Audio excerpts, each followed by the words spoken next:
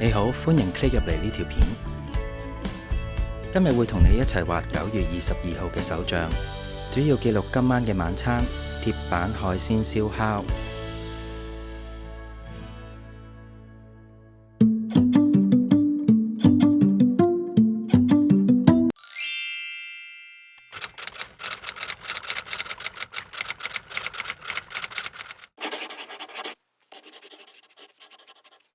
今次嘅日期，我用針筆畫字形嘅外框，再簡單畫個長方形圍住佢。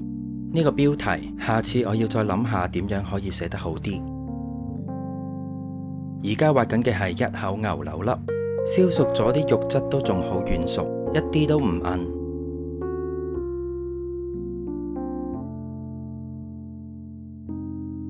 呢啲係街市買返嚟嘅新鮮鮑魚。用手指篤佢仲識得喐㗎。鮑魚原來都幾容易畫，畫兩個橢圓形就表達到個殼同埋嚿肉，條裙邊畫啲波浪線就搞掂啦。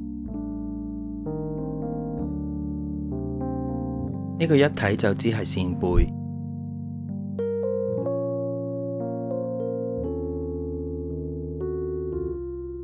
扇貝都唔難畫，首先畫扇形嘅外殼。用圓形畫扇貝粒肉，裙邊都係用波浪線條，再喺個扇貝殼上面畫啲直線就完成啦。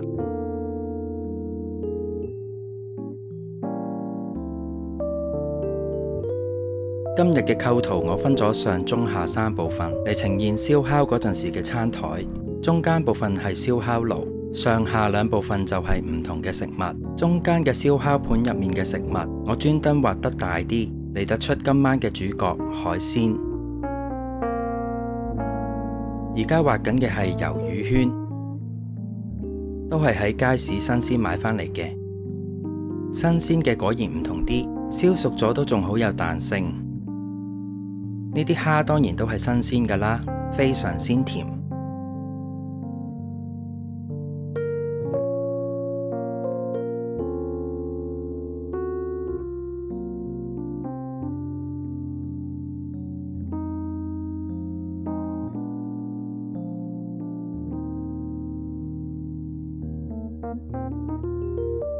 而家畫緊嘅係燒烤板上面嘅蝦紋，塊板上面有啲凸起嘅蝦紋都幾好用，完全唔怕會黐底，又唔驚燒燶咗嘅食物殘渣會黐返上啲食物度。唯一嘅唔好處就係食物同鐵板嘅接觸點少咗，啲食物冇咁易燶，冇咁香口。話說喺屋企玩鐵板燒烤都要好大嘅勇氣，因為喺飯廳度燒烤油煙大，好易搞到成間屋都係油煙味，陣味仲可能幾日都唔散。今次都早有準備，開着把風扇吹入廚房，希望可以將啲油煙由飯廳吹入廚房，再經由抽氣扇抽出屋外面，咁樣個效果又好似幾好。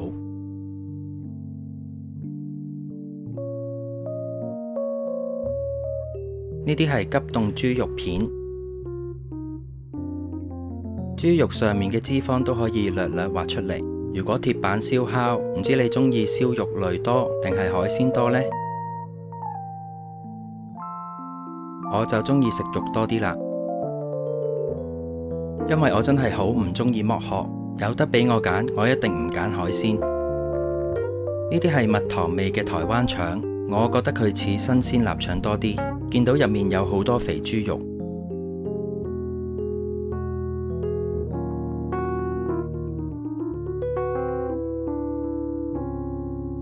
為咗令今餐唔好咁油膩，我哋切咗啲喺馬莎買嘅英國椰菜絲，比平時大陸或者日本嘅椰菜係真係鮮甜啲。食肉嗰陣時可以用塊肉包住啲椰菜絲食。啲椰菜用筲箕裝住，筲箕嘅窿都可以用簡單嘅線條表達出嚟。最後係自己醃嘅豉油雞翼。咁就係今晚全部嘅食物，線稿都完成啦。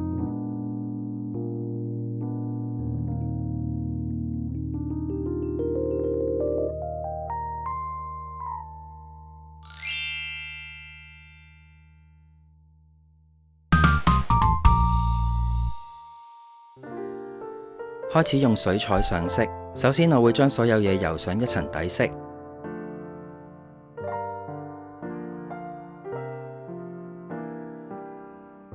呢堆一口牛肉唔使逐粒油顏色，之後用第二層顏色帶出立體感。扇貝其實比較淺色，我就用咗深少少嘅奶黃色嚟上色。現實中嘅蝦接近黑色，我就用咗暗啲嘅藍色，希望唔會咁呆板。我覺得生肉嘅顏色都幾難溝，今次溝出嚟係橙紅色帶啲啡色。喺塊肉唔同地方再點少少顏色，令塊肉嘅底色唔好咁單調。台灣腸我都用埋同一隻顏色。椰菜本身係淡淡嘅黃綠色，我就校咗一個深少少嘅黃綠色。雞翼嘅顏色係土黃，再加少少啡色。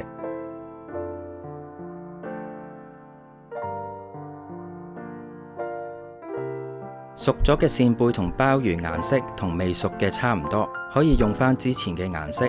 魷魚我就用咗少少紫色，其實係誇張咗佢本身嘅紫色，唔係咁樣。魷魚本身就係白色，冇乜嘢好油。熟咗嘅蝦我就用橙紅色嚟打底，因為唔想未乾嘅水彩互相影響，所以有啲地方就暫時留空，底色就大致完成。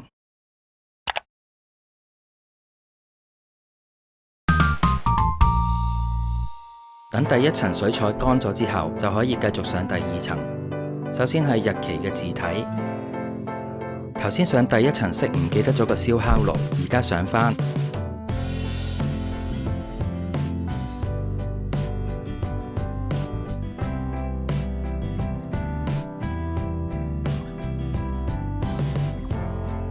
鮑魚可以用啡色加深啲邊位，咁樣睇起嚟會自然啲。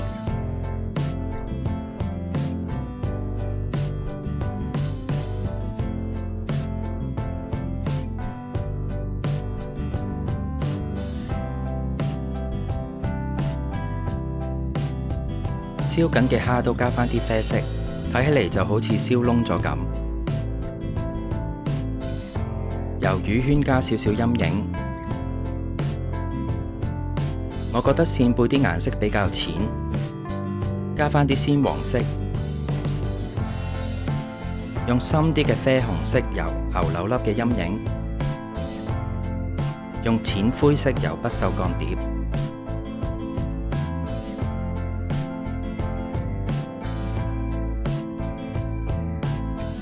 而家畫緊雞翼碟底嘅豉油，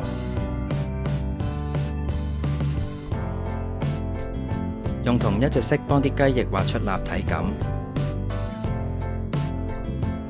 淺藍色畫筲箕，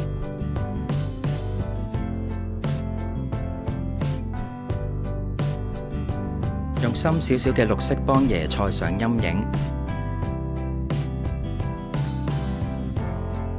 蝦都一樣，不過就用深灰色。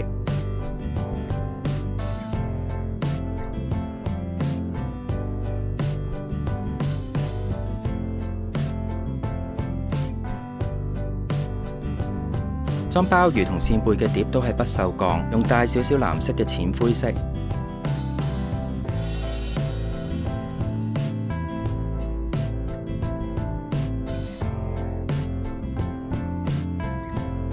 而家上緊燒烤爐個底盤，現實中係黑色嘅，我就用咗兩隻深淺唔同嘅深灰色，令鐵板嘅凹凸紋更有層次。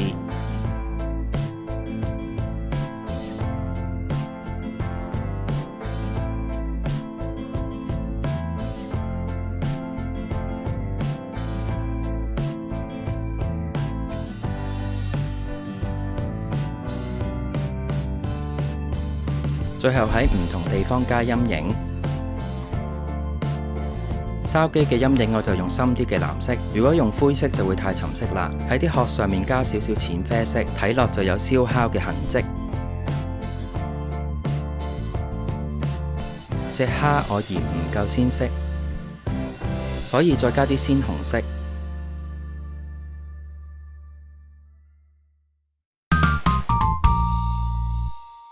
等等啲水彩乾晒之後，我就用白色 gel pen 喺唔同嘅地方加 highlight。一口牛同豚肉嘅脂肪都係用白色 gel pen 畫。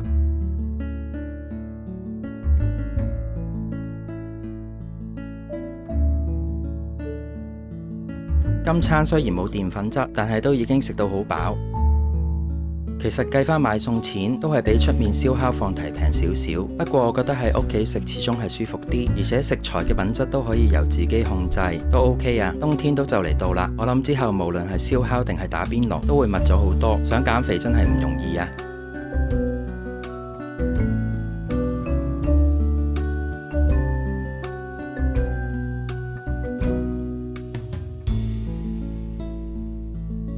畫到嚟呢度，今日嘅手帳又差唔多畫完。